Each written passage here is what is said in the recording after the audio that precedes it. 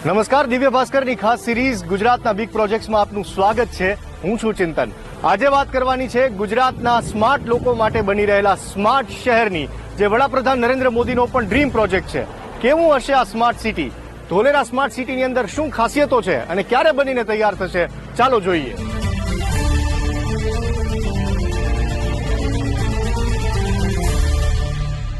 સિંગાપોરને પણ ઝાંખું પાડી દેવા સપનાઓ સાથે આકાર લઈ રહેલું શહેર 920 સ્ક્વેર કિલોમીટર એરિયામાં ફેલાયેલું હશે, જેમાં રેસિડેન્શિયલ, ઇન્ડસ્ટ્રીયલ અને કોમર્શિયલ એરિયા હશે. સિટીની ચારે બાજુ ગ્રીન ઝોન ડેવલપ કરાશે. હાલ 22.54 કિલોમીટર એરિયામાં ફેઝ 1નું કામ ચાલુ થઈ ગયું છે. ફેઝ 1માં internal road network, water treatment plant, water supply અને સ્ટોરેજ માટેની ટાંકી છે. એ સિવાયની સુવિધા તમને સ્પોટ પરથી બતાવું.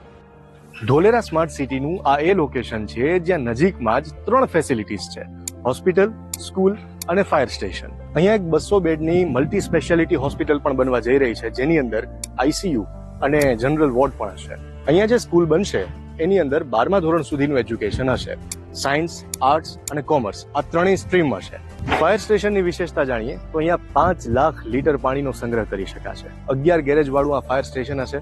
નજીકમાં જ અહીંયા સ્ટાફ ક્વાર્ટર છે, એટલે કોઈ પણ સમયે જો ઇમરજન્સીની ઘટના બને તો તાબડતોબ આખા સ્માર્ટ સિટીની અંદર કોઈ પણ સમયે ફાયર સ્ટેશનમાંથી પાણીનો સંગ્રહ ત્યાં પહોંચાડી શકાય અને આગને ઓલવી શકાય. કેનાલની બાજુમાં જ અહીંયા કેનાલ ફ્રન્ટ બનાવવામાં આવ્યું છે, એટલે રિવર ફ્રન્ટ.